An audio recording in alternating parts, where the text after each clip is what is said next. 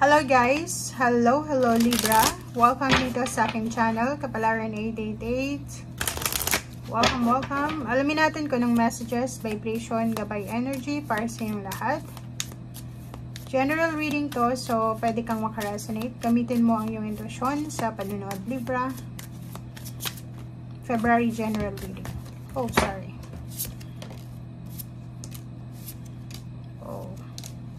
4 cards. Okay, a blessing on a battle that cannot be avoided. A blessing on a new adventure. And blessing for those who are near. Pareho lang to ng Aquarius. I-comment sa comment section if makaresonate ka dito. Or if hindi, panoorin mo yung Aquarius. Pwede kayong magkaroon ng same message for this month. Okay, so may mga biyaya na posibleng darating sa iyo ngayong February. Isa dito is yung may mga battles ka, may mga trials na pinagdadaanan na hindi mo dapat iwasan, dapat mong harapin. But once na hinarap mo tong mga challenges na to, mga trials na to, ma-overcome mo siya.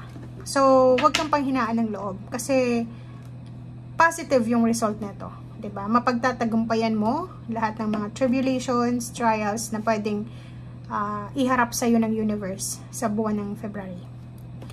Next is number 2, balance.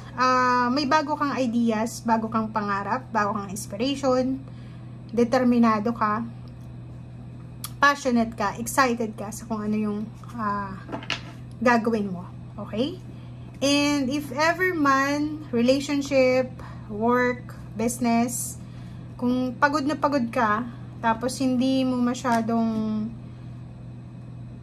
nabibigyan ng focus, yung pinaka-importanting goal sa buhay mo, yung buhay mo ay masyadong magulo, maglagay ka daw ng boundaries, healthy boundaries ba? Okay? Kailangan mo daw proteksyonan ngayong Pebrero ang iyong sarili, laban sa mga toxicity, laban sa mga negativity, and sa mga drama. Okay? Thank you.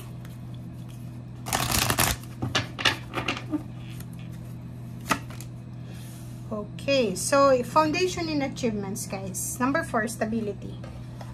Isa sa mga biyaya pa na makukuha mo this February is yung magkakaroon ka ng stable relationship sa pamilya. Pwedeng may iba sa inyo dito, Libra, na malalaman yung buntis kayo or buntis na kayo, pwedeng malapit na kayong mga anak. Or yung iba sa inyo dyan is unti-unti na kayong nakakapag-ipon para sa mga gusto nyong ipundar sa pamilya, like bahay, lupa, sasakyan, business. Or pwedeng yung anak mo malapit ng makapagtapos ng pag-aaral or malapit ng umuwi ng Pilipinas if OFW siya. So, stability, stable, secured, may posibleng achievements ka na makukuha sa buwan na ito.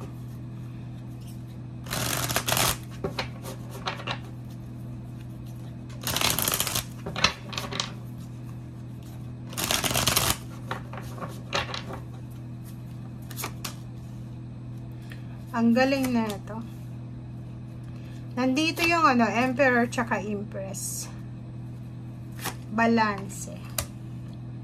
Wow. So, may nakikita tayo dito, Librang, ang tagal-tagal mo nang hinihintay. Matagal mo nang pinagpipray, matagal mo nang minamanifest. It's either good health, bagong anak, bagong relationship, bagong trabaho, bagong bahay, pamilya, promotion sa trabaho.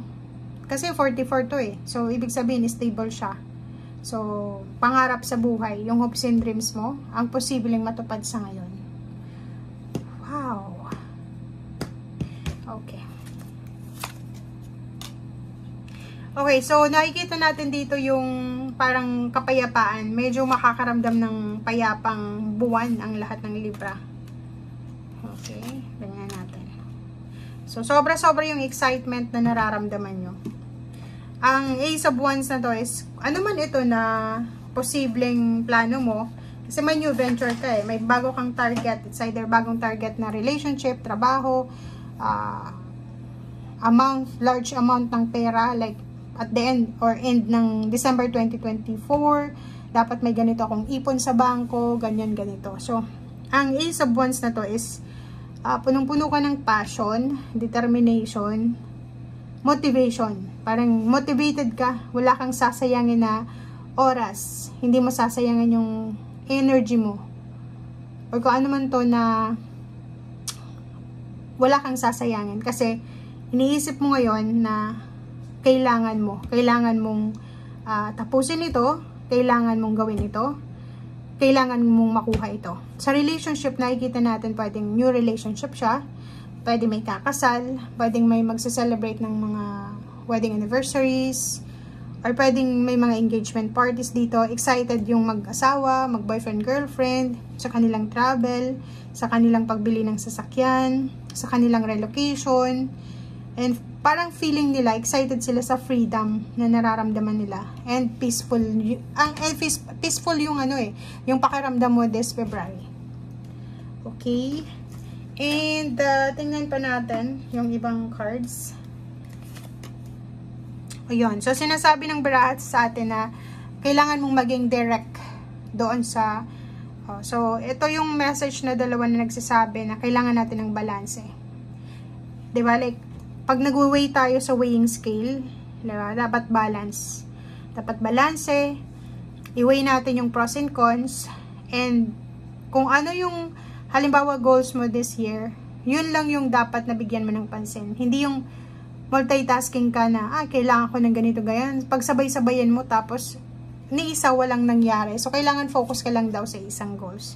Ang dami-daming pagbabago kang gustong gawin. So, motivated na motivated ka eh. Parang, alam mo yung pakiramdam na sobrang excitement, yung hindi ka makatulog, excited, yung parang emosyon ng magta-travel ka, excited ka, malayo pa lang, nag-i-empake ka na, parang ganun. Okay, and sinasabi ng baraha sa'yo dito, na huwag kang mag-alala, kasi, if ever man na trabaho ito na pupuntahan mo, if ever man na collaboration, company, or ano man ito na new venture na papasukin mo, makakatagpo ka ng mga tao na like-minded individuals. Pare-pareho kayo ng goals sa buhay. Pare-pareho kayong excited, motivated, passionate, and sila ay magiging parang kakampi mo. 'Di ba? Parang sila ang magiging strength mo. So, sinasabi ng baray dito, huwag kang mag-alala. Kung sa relationship ganun din, siguro hindi naging maganda yung 2023 mo relationship, or may mga nangyari hindi maganda. Ngayon may target ka. May target ka ngayon na goals, 'di ba, sa relationship. Kailangan maayos ito, kailangan ng ganito development or progress, makukuha mo siya. Okay?